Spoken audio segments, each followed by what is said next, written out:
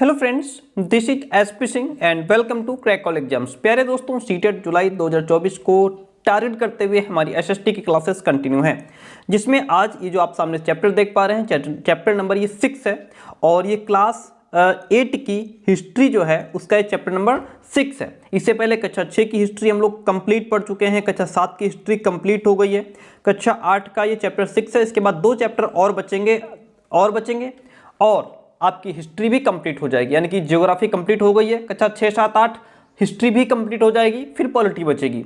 आपको पता ही है कि जो एनसीईआरटी की ऑफिशियल बुक्स हैं उनसे हम लोग एसएसटी के पोर्शन को कवर कर रहे हैं। ठीक है, तो आज की इस क्लास में हम लोग पढ़ेंगे देशी जनता को सभ्य बनाना, राष्ट्र को शिक्षित करना। बहुत इंपॉर्टेंट चैप्टर है और यहाँ से कई सारे क्वेश्चंस एज इट इज पूछ लिए जाते हैं। अंग्रेजी शिक्षा को किस तरह देखते थे, यानी जो अंग्रेज थे वो शिक्षा को किस तरह देखते थे, प्राच्यवाद की परंपरा को समझेंगे तथा और भी बहुत सारी इसमें इंपॉर्टेंट चीज़ें दी गई इस चैप्टर में जो हम लोग पढ़ने वाले हैं।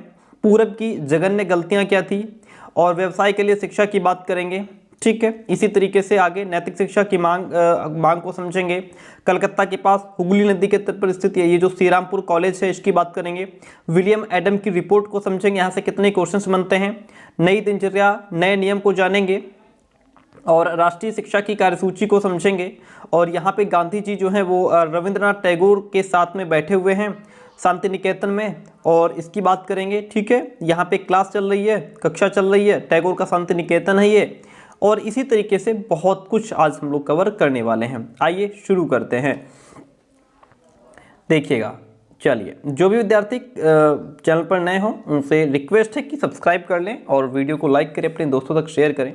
चलिए, पहले के चैप्टर्स में आप देख चुके हैं कि ब्रिटिश शासन के कारण, अंग्रेजों के शासन के कारण यहाँ के राजाओं और नवाबों, किसानों और आदिवासियों पर किस किस तरह के प्रभाव पड़े थे।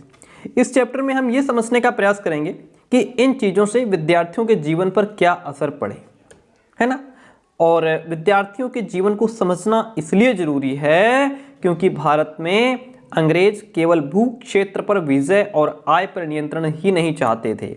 ऐसा नहीं कि वो सिर्फ जमीन पर ही कंट्रोल चाहते हों, इन टैक्स वगैरह पे ही कंट्रोल चाहते हों। उन्हें लगता था कि उनका एक सांस्कृतिक मिशन भी है। वे मानते थे कि उन्हें देशी समाज को सभ्य बनाना, देशी समाज हमारे भारत को कहते थे कि ये देशी समाज है, इसको सभ्य बनाना है। उनके हिसाब से हम लोग सभ्य नहीं थे और उनके रीति रिवाजों और मूल्य मान्यताओं को बदलना है। वो चाहते थे ये जो देशी समाज है, जो भारत देश है, इसके लोग जो है वो असभ्य हैं, इनको सभ्य बनाना है। इनको जो रीति रिवाज चलते हैं, इनके जो मूल्य मान्यताएं हैं, उनको बदलना है। ठीक है, इसके लिए कौन से बदलाव लाए जाने थे? भारतीयों को शिक्षित, सभ्य और अंग्रेजों की सोच के मुताबिक अच्छी प्रजा बनाने के लिए कौन से कदम उठाए जाने थे? अंग्रेजों के पास भी इन सवालों के कोई बने बनाए जवाब नहीं थे कि क्या करना चाहिए। इस पर काफ़ी बहस चली और उससे हमें मतलब नहीं है, यहाँ पे समझिए। देखिए, अंग्रेज शिक्षा को किस तरह देखते थे। सबसे पहले इस बात पर ध्यान दें कि शिक्षा के क्षेत्र में अंग्रेज क्या सोच रहे थे और शिक्षा के जो विचार हमें आज सहज सामान्य दिखाई देते हैं वे पिछले 200 सालों में किस तरह विकसित हुए हैं। ठीक है, इस तरीके से यहाँ से हमारा टॉपिक है मेन, प्राच्यवाद की परंपरा को समझते हैं। सन 1783 में विलियम जोन्स नाम के एक सज्जन कलकत्ता आए। कौन? विलियम जोन्स जो हैं वो 1783 में कलकत्ता आए थे। आपसे क्वेश्चन पूछ लेगा, विलियम जोन्स कलकत्ता कब आए? 1783 में आए। उन्हें ईस्ट इंडिया कंपनी के द्वारा स्थापित किए गए सुप्रीम कोर्ट में जूनियर जज के पद पर तैनात किया गया था। ठीक है, विलियम जोन्स को किस पद पर तैनात किया गया था? तो उन्हें जो है कि जूनियर जज के पद पर तैनात किया गया था, जो कि ईस्ट इंडिया कंपनी के द्वारा स्थापित किया गया सुप्रीम कोर्ट था। कानून का माहिर होने के साथ साथ जोन्स एक भाषाविद भी थे। भाषाविद कौन होते हैं? भाषाविद का मतलब होता है एक ऐसा व्यक्ति जो कई भाषाओं का जानकार और विद्यार्थी होता है, उसे भाषाविद कहते हैं। और यहाँ पे आप पिक्चर देख सकते हैं, विलियम जोन्स जो हैं वो फारसी भाषा सीख रहे हैं। ये विलियम जोन्स हैं जो फारसी भाषा सीख रहे हैं। तो ये जो है माहिर थे, कानून का तो नॉलेज था ही इनको, साथ ही ये भाषाविद भी थे, इनको कई सारी भाषाएं आती थी। उन्होंने ऑक्सफोर्ड में ग्रीक और लैटिन का अध्ययन किया था। वे फ्रेंच और अंग्रेजी जानते थे। अपने एक दोस्त से वो अरबी सीखने के अलावा फारसी भी सीख चुके थे। ठीक है, विलियम जोन्स की बात हो रही है। कलकत्ता में आने के बाद वे रोजाना घंटों संस्कृत विद्वानों के साथ बैठकर उनसे संस्कृत की बारीकियां, उसकी व्याकरण और संस्कृत काव्यों का अध्ययन करने लगे थे। कुछ ही समय में उन्होंने कानून, दर्शन, धर्म, राजनीति, नैतिकता, अंकगणित, चिकित्सा विज्ञान और अन्य विज्ञानों की प्राचीन भारतीय पुस्तकों का भी अध्ययन उन्होंने शुरू कर दिया था। जोन्स ने पाया कि उस समय कलकत्ता में तैनात बहुत सारे अंग्रेज अफसर भी उनके जैसी दिलचस्पियां रखते थे, जो अन्य भाषाओं को सीखना चाहते हैं, अन्य पुस्तकों का अध्ययन करना चाहते हैं। हेनरी टॉमस, कोलब्रुक और नैथेनियल हॉलहेड भी भारतीय भाषाएं सीखकर संस्कृत और फारसी रचनाओं का अंग्रेजी में अनुवाद कर रहे थे और प्राचीन भारतीय विरासत को समझने के प्रयास में वो जानना चाह रहे थे कि जो प्राचीन भारतीय विरासत है इसमें आखिर है क्या। इसे समझने के प्रयास में लगे हुए थे, वो इसकी गहराई को समझना चाहते थे। इन लोगों के साथ मिलकर जोन्स ने एशियाटिक सोसाइटी ऑफ बंगाल का गठन किया। ठीक है, क्वेश्चन आपसे पूछ लेगा एशियाटिक सोसाइटी ऑफ बंगाल का गठन किसने किया? जोन्स ने किया था। ठीक है, किसके साथ मिलकर के? हेनरी टॉमस कोलब्रुक हो गए, नेथेनियल हॉलहेड हो गए, इनके साथ मिलकर के। और एशियाटिक रिसर्च नामक शोध पत्रिका का प्रकाशन भी किया था। एशियाटिक रिसर्च नामक शोध पत्रिका का प्रकाशन किसने किया? जोन्स ने किया था। ओके, ध्यान रखिएगा। आगे बढ़ते हैं। जोन्स और कोलब्रुक भारत के प्रति एक खास तरह का रवैया रखते थे। वे भारत और पश्चिम दोनों की प्राचीन संस्कृतियों के प्रति गहरा आदर भाव रखते थे। उनका मानना था कि भारतीय सभ्यता प्राचीन काल में अपने वैभव के शिखर पर थी, परंतु बाद में उसका पतन होता चला गया। पहले जो भारतीय सभ्यता थी वो अपने शिखर पर थी, बहुत अच्छे तरीके से अपनी संस्कृति सभ्यता को लेकर के वो लोग चल रहे थे, बाद में उनका पतन हो गया। उनकी राय में भारत को समझने के लिए प्राचीन काल में लिखे गए यहाँ के पवित्र और कानूनी ग्रंथों को खोजना व समझना बहुत जरूरी था। जोन्स का ये मत था कि जो भारत का जो यहाँ के जो पवित्र ग्रंथ हैं, जो कानूनी ग्रंथ हैं, उनको खोजना, उनको समझना बहुत ज़रूरी है। वो समझ रहे थे कि यहाँ पे इनमें गहरे रहस्य छिपे हुए हैं। उनका मानना था कि हिंदुओं और मुसलमानों के असली विचारों और कानूनों को इन्हीं रचनाओं के जरिए समझा जा सकता है और इन रचनाओं के पुनः अध्ययन से ही भारत के भावी विकास का आधार भी पैदा हो सकता है। जो भावी विकास होगा, जो आने वाला भारत होगा, उसकी नींव यहीं से पड़ेगी। इस तरह जोन्स और कोलब्रुक दोनों ही प्राचीन ग्रंथों को ढूंढने, उनकी व्याख्या करने और अनुवाद करने, ज़्यादा से ज़्यादा लोगों तक अपने नतीजे पहुंचाने में वो जुट गए, क्योंकि उन्हें विश्वास था कि ये परियोजना न केवल अंग्रेज़ों को भारतीय संस्कृति में सीखने में मदद देगी, बल्कि भारतीयों को भी अपनी विरासत को दोबारा अपनाने और अतीत के लुप्त वैभव को समझने में मदद देगी। इस प्रक्रिया में अंग्रेज भारतीय संस्कृति के अभिभावक और मालिक दोनों की भूमिका निभा रहे थे। इस तरीके से क्या था, अंग्रेज जो थे वो भारतीय संस्कृति के अभिभावक भी थे और मालिक, दोनों तरीके से क्या कर रहे थे, अपना रोल प्ले कर रहे थे। इन एफर्ट्स थॉट्स से प्रभावित होकर के कंपनी के बहुत सारे अधिकारियों ने दलील दी। क्या दलील दी? कि अंग्रेजों को पश्चिमी ज्ञान की बजाय भारतीय ज्ञान को ही प्रोत्साहन देना चाहिए। यानी कि अंग्रेज पश्चिमी ज्ञान दे रहे हैं, जो इंग्लिश का ज्ञान दे रहे हैं, है ना, उसके बजाय जो भारतीय ज्ञान है उसी को आगे बढ़ाना चाहिए, क्योंकि वो चाहते थे कि प्राचीन भारतीय ग्रंथों के अध्ययन को प्रोत्साहित करना और संस्कृत, फारसी साहित्य और काव्य पढ़ाने के लिए संस्थानों की स्थापना की जाए। इन अधिकारियों का ये भी मानना था कि हिंदुओं और मुसलमानों को ही पढ़ाया जाना चाहिए जिससे वे पहले ही परिचित हैं, यानी कि वही पढ़ाया जाना चाहिए जिससे वो पहले से परिचित हैं, जिससे वे आदर और महत्व देते हैं। उन्हें अनजाने विषयों की शिक्षा ना दी जाए। ठीक है, वो ये चाहते थे कि हिंदुओं और मुसलमानों को वही पढ़ाया जाए जो वो पहले से जितना उनको पता है, ठीक है, उसी के बारे में पढ़ाया जाए, नई चीज़ न सिखाई जाए। इन अफसरों की राय में केवल तभी अंग्रेज जो थे वो देशी जनता का दिल जीत सकते हैं अगर तुम लोग ऐसा करोगे। उन जो है अंग्रेज ये सोच रहे थे कि अगर हम लोग जो भारतीय सभ्यता है, संस्कृति है, जो ग्रंथ हैं, यदि हम उनको प्रोत्साहन देंगे, भारतीय परंपरा प्रतिष्ठा को महत्व देंगे, सभ्यता को आगे बढ़ाएंगे, तभी हम जो है भारतीयों का दिल जीत सकते हैं, देशी जनता का दिल जीत सकते हैं। केवल तभी अजनबी शासक अपनी प्रजा से आदर की उम्मीद कर सकता है। उनके पीछे जो ये लोग कह रहे थे कि इनको पढ़ाया जाए, सिखाया जाए, ठीक है, इनके पीछे इनका यही मकसद था कि हम ऐसा करेंगे तो जनता हमसे प्रभावित होगी और फिर हम अपना शासन अच्छे तरीके से चला पाएंगे। ओके, इतनी बात क्लियर हो गई। अब यहाँ पे एक फोटो है, ये आप देख पा रहे होंगे, वॉरेन हेस्टिंग्स का स्मारक बना हुआ है। ये किसका है? वॉरेन हेस्टिंग्स का। रिचर्ड वेस्टमार्कोट 1830। ये अब कलकत्ता में स्थित विक्टोरिया मेमोरियल में है, ठीक है। सबसे ऊपर जो है इसमें ये हेस्टिंग्स की भव्य प्रतिमा है और इसके एक तरफ जो है वो पंडित हैं और दूसरी तरफ नीचे बैठा हुआ एक मुंशी दिखाई दे रहा है। आइए अब इसको थोड़ा सा पढ़ लेते हैं। वॉरेन हेस्टिंग्स का है ये। इस तस्वीर से पता चलता है कि भारत में ब्रिटिश सत्ता के बारे में प्राच्यवादी किस तरह से सोचते थे। सर प्राच्यवादी क्या होता है? आइए प्राच्यवादी को समझाते हैं क्या होता है प्राच्यवादी। ये लिखा, एशिया की भाषा और संस्कृति का गहन ज्ञान रखने वाले लोग, एशिया की भाषा और संस्कृति का गहन ज्ञान रखने वाले लोग क्या कहलाते हैं? प्राच्यवादी कहलाते हैं, ठीक है। आइए, तो इतनी बात हो गई। तो भारत में ब्रिटिश सत्ता के बारे में प्राच्यवादी किस तरह सोचते थे, यहाँ आप देख सकते हैं। सबसे ऊपर हेस्टिंग्स की भव्य प्रतिमा है जो प्राच्यवादियों के भारी समर्थक थे। इसके एक तरफ पंडित, दूसरी तरफ नीचे बैठा हुआ मुंशी दिखाई दे रहा है।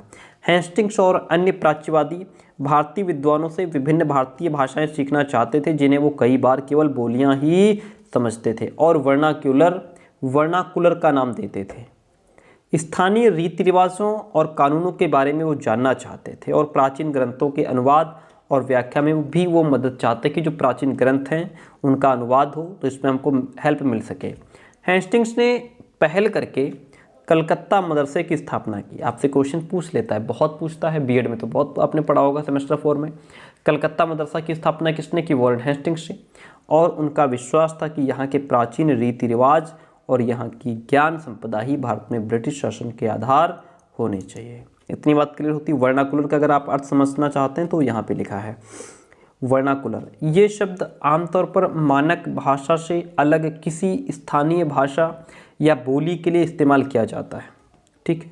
भारत जैसे औपनिवेशिक देशों में अंग्रेज रोज़मर्रा इस्तेमाल की स्थानीय भाषाओं और साम्राज्यवादी शासकों की भाषा अंग्रेजी के बीच फ़र्क को चिन्हित करने के लिए शब्द का इस्तेमाल करते हैं, ठीक है। इतनी बात क्लियर होती है। चलिए, तो अब यहाँ पे मैं आपको ये समझा रहा था कि अफसर यही सब चाहते थे कि अगर हम उनको हिंदू मुसलमान को वही सब पढ़ाएं जो वो चाहते हैं, जिनसे वो परिचित हैं, तभी वो जो है कि हमें थोड़ा रिस्पेक्ट देंगे, है ना, तभी अंग्रेज जो है वो देशी जनता का दिल जीत सकते हैं। केवल तभी अजनबी शासक अपनी प्रजा से आदर की उम्मीद कर सकता है और जो देशी समाज है वो भी हमको अपनाएगा, ऐसा ही लोग सोचते थे। इस बात को ध्यान में रखते हुए 1781 में अरबी फारसी इस्लामिक कानून के अध्ययन को बढ़ावा देने के लिए कलकत्ता में एक मदरसा खोला गया।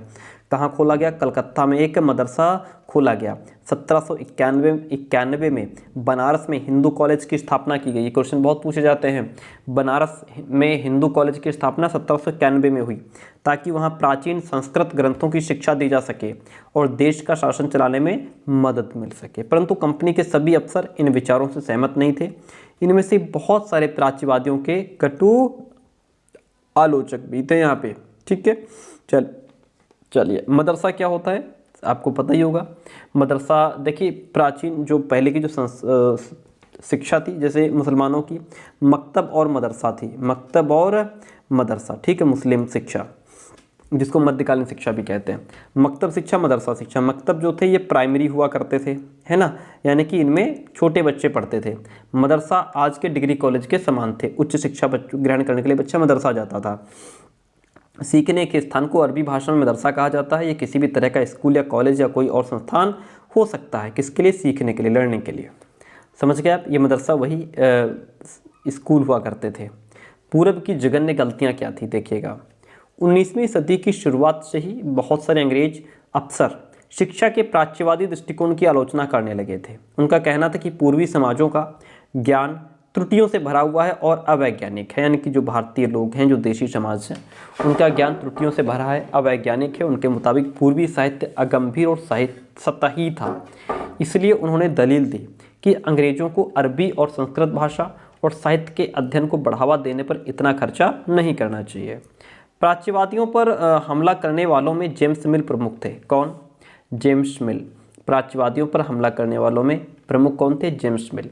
उनका विश्वास था कि अंग्रेजों को देशी जनता को खुश करने और उसका दिल जीतने के लिए जनता की इच्छा के हिसाब से या उनकी भावनाओं को ध्यान में रखते हुए शिक्षा नहीं देनी चाहिए। उनकी राय में शिक्षा के जरिए उपयोगी और व्यावहारिक चीज़ों का ज्ञान ही दिया जाना चाहिए। जो चीज़ें उपयोगी हैं, व्यावहारिक हैं, उन्हीं का ज्ञान दिया जाना चाहिए। इसलिए भारतीयों को पूर्वी समाजों के काव्य और धार्मिक साहित्य के बजाय ये पढ़ाया जाना चाहिए कि पश्चिम ने किस तरह की वैज्ञानिक और तकनीकी सफलताएं हासिल कर ली हैं। ये सब उनको पढ़ाया जाना चाहिए, ऐसा ये लोग मानते थे, उनका मानना था। ठीक है, यहाँ पे फिर एक पिक्चर है नीचे, थॉमस बेबिंगटन मैकाले हैं ये, और ये उनका जो है वो क्या है, अध्ययन कक्ष, जहाँ बैठकर वो पढ़ाई लिखाई किया करते थे। मैकाले के बारे में आपने खूब पढ़ा होगा बीएड में भी। चलिए यहाँ से समझते हैं। 1830 के दशक तक प्राच्यवादियों का विरोध और तीखा हो गया था। थॉमस बेबिंगटन मैकाले इन आलोचकों में सबसे मुखर और प्रभावशाली विचारक थे। वो भारत को असभ्य देश मानते थे। कौन? मैकाले। ठीक है, चलिए, जिसे सभ्यता का पाठ पढ़ाना जरूरी था, वो समझते थे कि भारत को असभ्य देश मानते थे, जिसे सभ्यता का पाठ पढ़ाना जरूरी था। मैकाले के मुताबिक पूर्वी ज्ञान की कोई भी शाखा इंग्लैंड के प्रगति के समकक्ष नहीं थी। वो पूर्वी ज्ञान, वो कहते थे कि जो भारतीय हैं, इनका जो ज्ञान है वो इंग्लैंड की प्रगति के समकक्ष नहीं है। मैकाले का कहना था कि एक अच्छे यूरोपीय पुस्तकालय का केवल एक खाना ही भारत और अरब के समूचे देशी साहित्य के बराबर है। यानी कि उसने यहाँ पे हमारे भारतीय साहित्य का मजाक उड़ाया। किसने? मैकाले ने। ये लाइन बहुत एग्जाम्स में पूछी जाती है, पूछी भी गई है कि किसने भारतीय साहित्य का मजाक उड़ाया था? मैकाले ने। ये आपसे पूछ लेगा कि ये स्टेटमेंट किसका है? मैकाले का है, जिसने कहा कि एक अच्छे यूरोपीय पुस्तकालय का केवल एक खाना ही भारत और अरब का जो समूचा साहित्य उसके बराबर है ना। उनका तर्क था कि भारत में ब्रिटिश सरकार को प्राच्यवादी ज्ञान पर सरकारी पैसा बर्बाद नहीं करना चाहिए, क्योंकि इससे कोई फायदा नहीं होने वाला है, ऐसा वो मानते थे। देखिएगा, गहन ऊर्जा और आवेशपूर्वक मैकाले ने अंग्रेजी भाषा सिखाने की जरूरत पर जोर दिया कि इनको जो है भारतीयों को क्या करना चाहिए? अंग्रेजी भाषा सिखाया जाना चाहिए। उनका मानना था कि अंग्रेजी के ज्ञान से भारतीयों को दुनिया की श्रेष्ठतम साहित्यिक कृतियों को पढ़ने का मौका मिलेगा। वो चाहते थे कि अंग्रेजी पढ़ ले तो ये जो अंग्रेजी का ज्ञान है वो ये पढ़ पाएंगे, किताबें पढ़ पाएंगे इंग्लिश की। यहाँ के लोग पश्चिमी विज्ञान और दर्शन के क्षेत्र में हुए विकास से अवगत हो पाएंगे। इस प्रकार उनका कहना था कि अंग्रेजी पढ़ाना लोगों को सभ्य बनाने, उनकी रुचियों, मूल्यों और संस्कृति को बदलने का रास्ता हो सकता है। अगर मैकाले कहते थे अगर हम लोगों को अंग्रेजी पढ़ना सिखा देंगे तो लोग सभ्य बन जाएंगे, ऐसा वो सोचते थे। ठीक है, मैकाले के मिनट्स यानी कि विवरण के आधार पर 1835 का अंग्रेजों का शिक्षा का अधिनियम पारित किया गया। 1835 में अंग्रेजों का जो शिक्षा अधिनियम था वो पारित किया गया। ये फैसला भी लिया गया कि अंग्रेजी को उच्च शिक्षा का माध्यम बनाया जाए और कलकत्ता मदरसे, बनारस संस्कृत कॉलेज जैसे प्राच्यवादी संस्थानों को प्रोत्साहन न दिया जाए। इन संस्थानों को अपने आप क्षरण का शिकार होते जा रहे अंधकार के मंदिरों की संज्ञा दी गई। क्या कहा गया? ये जो क्या कहते हैं, जो संस्थान थे हमारे, कलकत्ता मदरसा हो गया, बनारस संस्कृत कॉलेज हो गया, अपने आप क्षरण का शिकार होते जा रहे अंधकार के मंदिर कहा गया, इनको की संज्ञा दी गई। ठीक है, और अब स्कूलों के लिए भी अंग्रेजी पाठ्यपुस्तकें छपने लग गई थी, क्योंकि अंग्रेजी पढ़ाने सिखाने पर जोर दिया जाने लगा था। व्यवसाय के लिए शिक्षा की बात कर लेते हैं। देखिएगा, चलिए, व्यवसाय के लिए शिक्षा बहुत इंपॉर्टेंट। 1854 में ईस्ट इंडिया कंपनी के लंदन स्थित कोर्ट ऑफ डायरेक्टर्स ने भारतीय गवर्नर जनरल को शिक्षा के विषय में एक नोट भेजा। किसने? यहाँ पे देखिए 1854 की बात हो रही है। ईस्ट इंडिया कंपनी के लंदन में स्थित कोर्ट ऑफ डायरेक्टर्स ने भारतीय गवर्नर जनरल को शिक्षा के विषय में एक नोट भेज दिया। कंपनी के नियंत्रक मंडल के अध्यक्ष चार्ल्स वुड के नाम से जारी किए गए संदेश को वुड का नीति पत्र यानी कि वुड्स डिस्पैच या वुड का घोषणा पत्र के नाम से जाना जाता है। ये भारतीयों को भेज दिया गया। इस दस्तावेज में भारत में लागू की जाने वाली शिक्षा नीति की रूपरेखा स्पष्ट करते हुए एक बार फिर दोहराया गया कि प्राच्यवादी ज्ञान के स्थान पर यूरोपीय शिक्षा को अपनाने से कितने व्यवहारिक लाभ प्राप्त हो सकते हैं या होंगे। इस दस्तावेज में क्या था कि यूरोपीय शिक्षा का एक व्यवहारिक लाभ आर्थिक क्षेत्र में बताया गया था कि आर्थिक क्षेत्र में भी उन्नति होगी। उसके मुताबिक यूरोपीय शिक्षा के माध्यम से भारतीयों को व्यापार और वाणिज्य के विस्तार से होने वाले लाभों को समझने और देश के संसाधनों के विकास का महत्व समझने में भी इनको मदद मिल पाएगी। दूसरी बात उन्होंने कहा कि अगर उन्हें यूरोपीय जीवन शैली से अवगत कराया गया, अगर उन्हें यूरोपीय जो जीवन शैली है, जो लाइफ स्टाइल है, वहाँ की जो सभ्यता संस्कृति कल्चर है, तो उनकी रुचियों और आकांक्षाओं में भी बदलाव आएगा और ब्रिटिश वस्तुओं की मांग भी पैदा होगी, क्योंकि तब यहाँ के लोग यूरोप में बनी चीज़ों को अपनाना और खरीदना शुरू कर देंगे। वुड के नीति पत्र में ये तर्क भी दिया गया था कि यूरोपीय शिक्षा से भारतीयों के नैतिक चरित्र का उत्थान होगा। क्या कहा गया? वुड के नीति पत्र में, वुड के घोषणा पत्र में ये भी तर्क दिया गया कि जो यूरोपीय शिक्षा होगी उससे भारतीयों का नैतिक चरित्र का भी उत्थान होगा। यानी कि वो पहले ही हम लोगों को बिल्कुल असभ्य मानते थे भारतीयों को, वो कहते थे कि इससे वे ज़्यादा सत्यवादी और ईमानदार बन जाएंगे। फलस्वरूप कंपनी के पास भरोसेमंद कर्मचारियों की कमी नहीं रहेगी। अगर हम उनको यूरोपीय शिक्षा देंगे तो इससे हमारी जो कंपनी है इसमें भी हमें अच्छे कर्मचारी मिल पाएंगे, इंग्लिश पढ़े लिखे मिल पाएंगे, उनके नैतिक चरित्र का उत्थान होगा, वो सत्यवादी होंगे, ईमानदार होंगे। ये सब वो सोच रहे थे, यानी कि अपने ही साहित्य को, यूरोपीय शिक्षा को ही बेस्ट समझ रहे थे वो। दस्तावेज के मुताबिक पूरब का साहित्य न केवल भयानक त्रुटियों से भरा पड़ा था, बल्कि यह लोगों में न तो काम के प्रति दायित्व और समर्पण का भाव पैदा कर सकता है और न ही शासन के लिए आवश्यक निपुणता पैदा कर सकता है। 1854 के नीति पत्र के बाद अंग्रेजों ने कई अहम कदम उठाए। सरकारी शिक्षा विभागों का गठन किया गया ताकि शिक्षा संबंधी सभी मामलों पर सरकार का नियंत्रण स्थापित किया जा सके। विश्वविद्यालयी शिक्षा की व्यवस्था विकसित करने के लिए भी कदम उठाए गए और 1857 में जब मेरठ और दिल्ली में सिपाही विद्रोह कर रहे थे, उसी समय कलकत्ता, मद्रास और बम्बई विश्वविद्यालयों की स्थापना भी की जा रही थी। जब जो है मेरठ और दिल्ली में सिपाही विद्रोह कर रहे थे, उसी समय कलकत्ता, मद्रास और बम्बई विश्वविद्यालयों की भी स्थापना हो रही थी। स्कूली शिक्षा प्रणाली में परिवर्तन के प्रयास भी किए जा रहे थे कि इसमें कुछ परिवर्तन लाया जाए स्कूली शिक्षा में। ठीक है, 19वीं सदी में बम्बई विश्वविद्यालय जो है वो भी इस तरीके से तैयार हो चुका था। पिक्चर आप देख सकते हैं। यहाँ पे नैतिक शिक्षा की मांग की बात की गई है। देखिएगा, इसको थोड़ा समझना जरूरी है। 19वीं सदी में भारत में सक्रिय ईसाई प्रचारकों ने व्यावहारिक शिक्षा के पक्ष में दिए जा रहे तर्कों का घोर विरोध किया। ठीक है, कि क्या हुआ 19वीं सदी में, देखिए पहले पढ़ लीजिए फिर पिक्चर दिखा देंगे आपको। चलिए, 19वीं सदी में भारत में सक्रिय ईसाई प्रचारक, इन्होंने व्यावहारिक शिक्षा के पक्ष में दिए जा रहे जो तर्क थे उनका घोर विरोध किया। प्रचारकों का मानना था कि शिक्षा का उद्देश्य लोगों के नैतिक चरित्र में सुधार लाना होता है। वही शिक्षा का उद्देश्य ये होता है कि लोगों का जो नैतिक चरित्र है वो सुधरे, लोग सभ्य हों, ईमानदार हों, सत्यवादी हों, समाजवादी हों, और नैतिकता उत्थान केवल ईसाई शिक्षा के जरिए ही संभव है। ईसाई प्रचारक ये कह रहे थे कि ये जो शिक्षा है, इसमें जिस तरीके की शिक्षा देना चाह रहे हो, इसमें सबसे बेस्ट हमारी ईसाई शिक्षा है। नैतिकता उत्थान के लिए ईसाई शिक्षा को ही ये बेस्ट समझ रहे थे। इसीलिए इन्होंने व्यवहारिक शिक्षा के पक्ष में दिए जा रहे तर्कों का घोर विरोध किया था। 1813 तक ईस्ट इंडिया कंपनी भारत में प्रचारक गतिविधियों के विरुद्ध थी।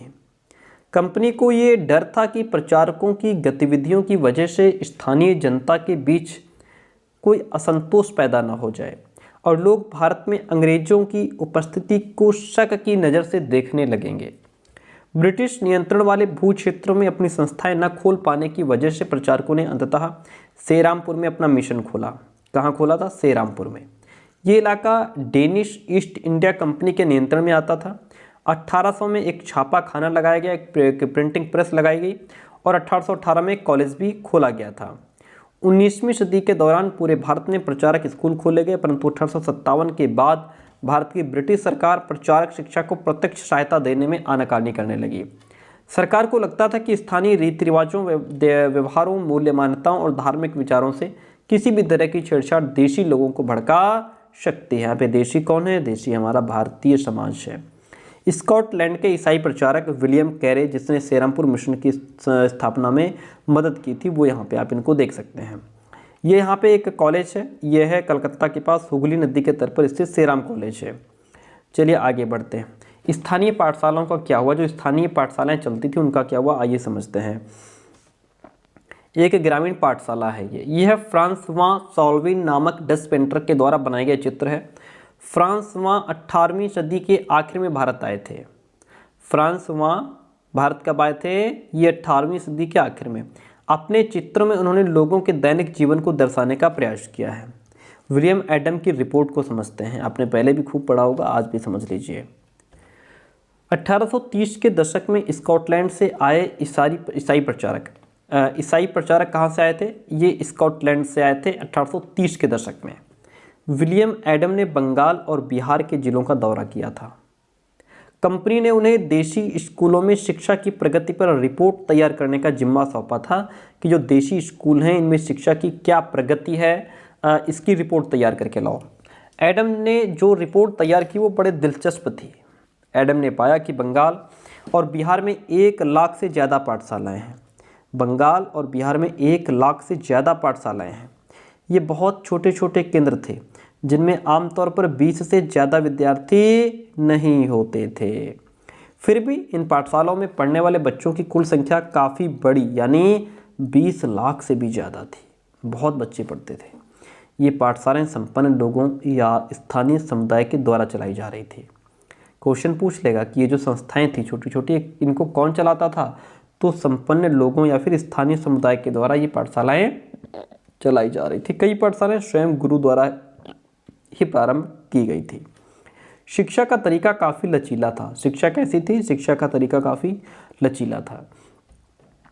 आज आप जिन चीज़ों की स्कूलों से उम्मीद करते हैं उनमें से कुछ चीज़ें उस समय की पाठशालाओं में भी मौजूद थी। ऐसा नहीं कि एकदम से नई आई है आज ही है, नहीं, वो उस समय भी थी।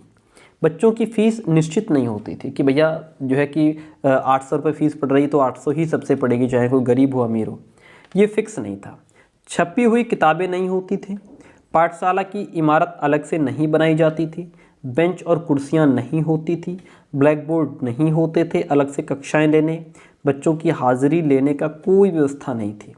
सालाना इम्तिहान, नियमित समय सारणी जैसी कोई व्यवस्था नहीं थी कि आपका फाइनल में एग्जाम होगा, पास होगे तो आगे बढ़ोगे, नहीं तो यहीं रहोगे, ऐसा सब कुछ नहीं था।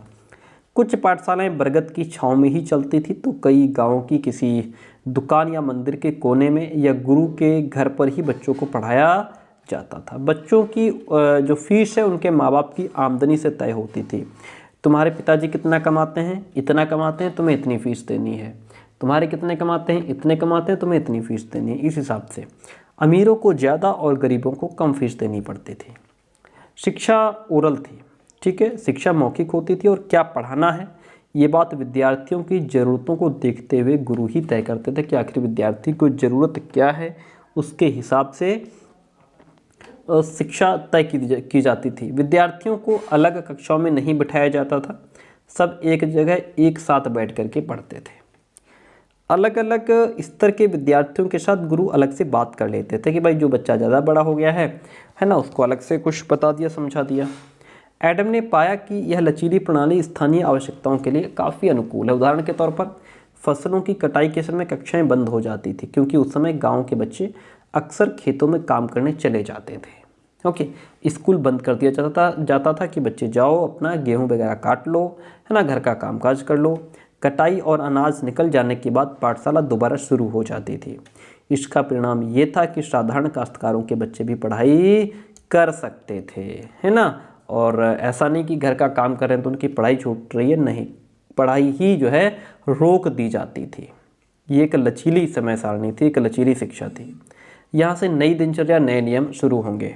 देखिए 19वीं सदी के मध्य तक कंपनी का ध्यान मुख्य रूप से उच्च शिक्षा पर था, इसलिए कंपनी ने स्थानीय पाठशालाओं के कामकाज में कभी ज़्यादा दखल नहीं दिया, क्योंकि उसका जो ध्यान था वो उच्च शिक्षा पर था, इसलिए वो जो स्थानीय पाठशालाएं थी उन पर ध्यान नहीं दिया। 1854 के बाद कंपनी ने देशी शिक्षा व्यवस्था में सुधार लाने का फैसला लिया कि अब इसमें कुछ सुधार करने की आवश्यकता है।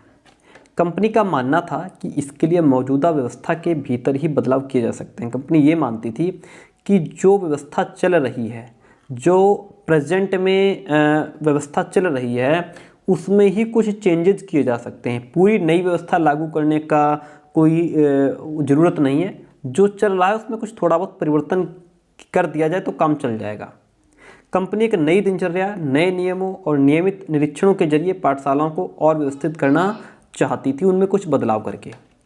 इसलिए क्या किया जा सकता था, कंपनी ने क्या कदम उठाए? सबसे पहले तो कंपनी ने बहुत सारे पंडितों को सरकारी नौकरी पर रख लिया।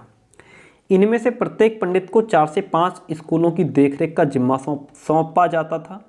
पंडितों का काम पाठशालाओं का दौरा करना और वहाँ अध्यापन की यानी कि टीचिंग की क्या कंडीशन है उसमें सुधार लाना था।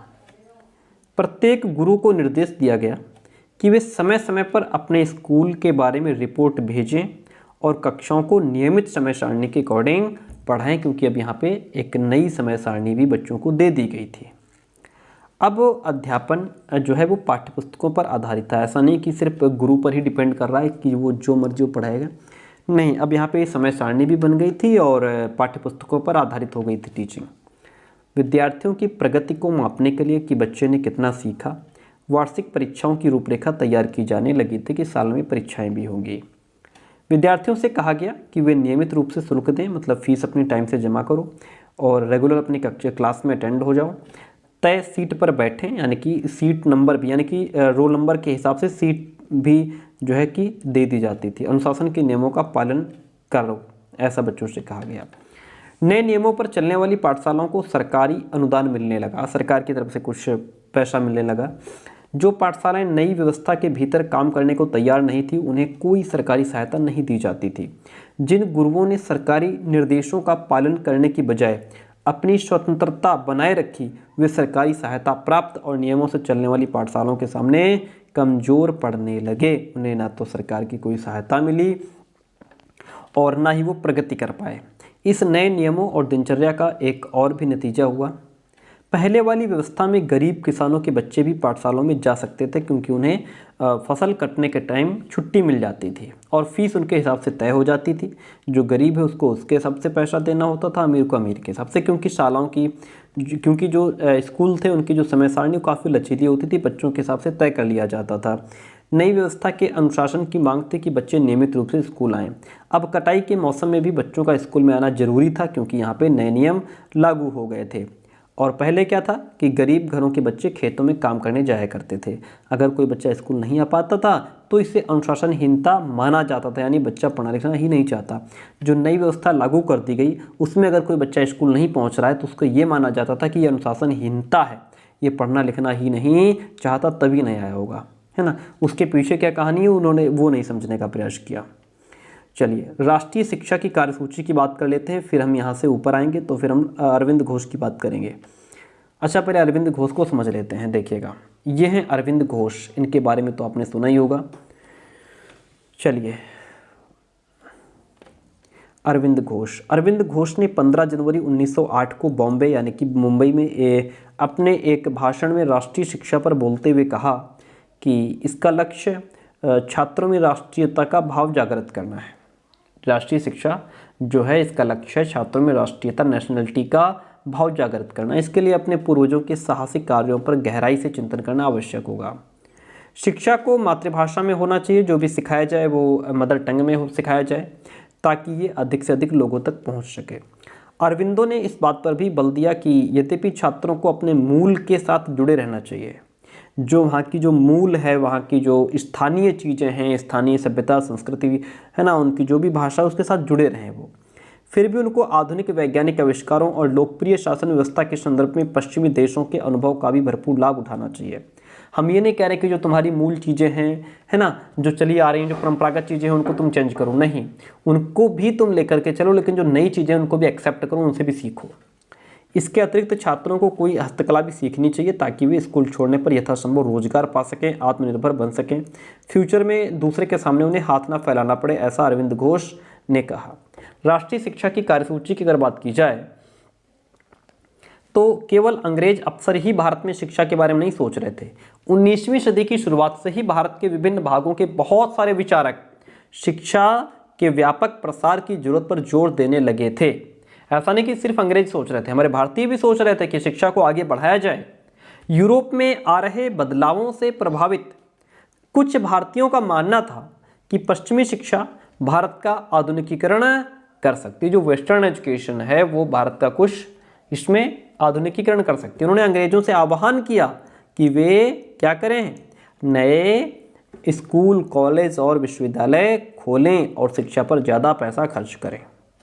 ऐसा हमारे भारतीयों ने विचारकों ने उनसे आह्वान किया।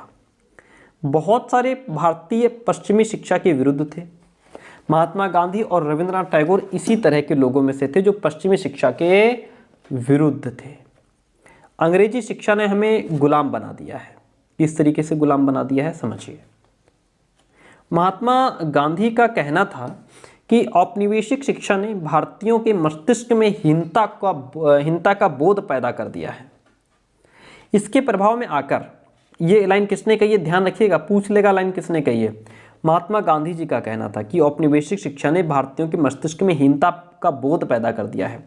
इसके प्रभाव में आकर यहाँ के लोग पश्चिमी सभ्यता को, वेस्टर्न सिविलाइजेशन को श्रेष्ठ मानने लगे हैं और अपनी संस्कृति के प्रति उनका गौरव भाव नष्ट हो गया है। महात्मा गांधी ने कहा कि इस शिक्षा में विष भरा है। पश्चिमी शिक्षा में या अंग्रेजी शिक्षा में विष भरा है, ऐसा महात्मा गांधी ने कहा। ये पाप पूर्ण है, इसने भारतीयों को दास बना दिया है, इसने लोगों पर प्रभाव डाला है, ऐसा गांधी जी ने कहा है। उनके मुताबिक पश्चिम से, अभिभूत पश्चिम से आने वाली हर चीज़ की प्रशंसा करने वाले, इन संस्थानों में पढ़ने वाले भारतीय ब्रिटिश शासन को पसंद करने लगे थे। महात्मा गांधी एक ऐसी शिक्षा के पक्षधर थे जो भारतीयों के भीतर प्रतिष्ठा और स्वाभिमान का भाव पुनर्जीवित करे। वो ऐसी शिक्षा चाहते थे जिससे भारतीयों के अंदर एक प्रतिष्ठा, है ना, जागृत हो, स्वाभिमान जागृत हो, है ना। राष्ट्रीय आंदोलन के दौरान उन्होंने विद्यार्थियों से आह्वान किया कि वे शिक्षा संस्थानों को छोड़ दें और अंग्रेजों को बताएं कि वे अब गुलाम बन करके नहीं रहेंगे, वे अब गुलाम बने रहने के लिए तैयार नहीं हैं, ऐसा गांधी जी ने कहा। महात्मा गांधी की दृढ़ मान्यता थी कि शिक्षा केवल भारतीय भाषाओं में ही दी जानी चाहिए। उनके मुताबिक अंग्रेजी में दी जा रही शिक्षा भारतीयों को अपाहिज बना देती है। उसने उन्हें अपने सामाजिक परिवेश से काट दिया है और उन्हें अपनी ही भूमि पर अजनबी बना दिया है। गांधी जी ने कहा है जो अंग्रेजी शिक्षा है इसने भारतीयों को अपनी ही भूमि पर अजनबी बना दिया है, सामाजिक परिवेश से हटा दिया है, रास्ते से भटका दिया है। भारतीय हमारे अपने ही जो है सभ्यता संस्कृति को भूल रहे हैं। उनकी राय में विदेशी भाषा बोलने वाले, स्थानीय संस्कृति से घृणा करने वाले अंग्रेजी शिक्षित भारतीय अपनी जनता से जुड़ने के तौर तरीके भूल चुके थे। महात्मा गांधी का कहना था कि पश्चिमी शिक्षा मौखिक ज्ञान की बजाय केवल पढ़ने और लिखने पर केंद्रित है। किसने कहा? महात्मा गांधी जी का कहना था ये। उसमें पाठ्यपुस्तकों पर तो जोर दिया जाता है लेकिन जीवन अनुभवों और व्यावहारिक ज्ञान की उपेक्षा की जाती है। गांधी का तर्क था कि शिक्षा से व्यक्ति का दिमाग और आत्मा विकसित होनी चाहिए। उनकी राय में केवल साक्षरता यानी पढ़ने और लिखने की क्षमता पा लेना ही शिक्षा नहीं होती।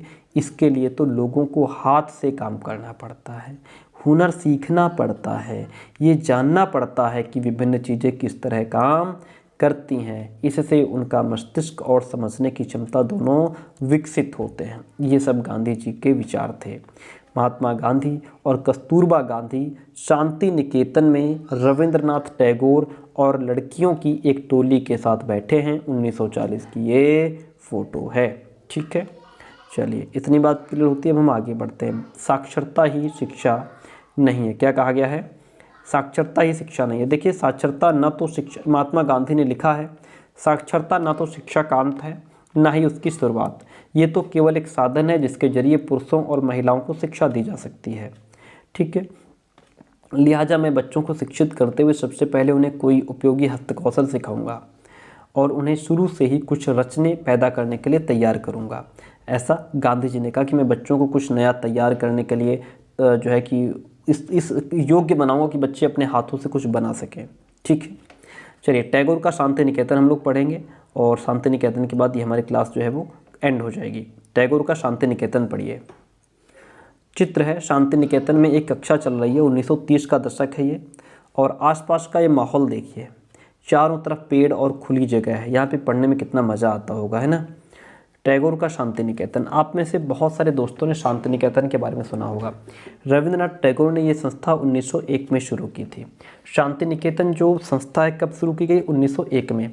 टैगोर जब बच्चे थे तो स्कूल जाने से बहुत चिढ़ते थे, वहाँ उनका दम घुटता था, उन्हें स्कूल का माहौल दमनकारी लगता था कि यहाँ पे कोई जो है कि हम पर पूरा दबाव बना करके काम कर रहा है, यहाँ हमें फ्रीडम नहीं है, हम गुलाम बने हुए हैं, ऐसा उनको फील लगता था, दमनकारी। टैगोर को ऐसे लगता था मानो स्कूल कोई जेल हो, क्योंकि वहाँ बच्चे मनचाहा कभी नहीं कर पाते थे।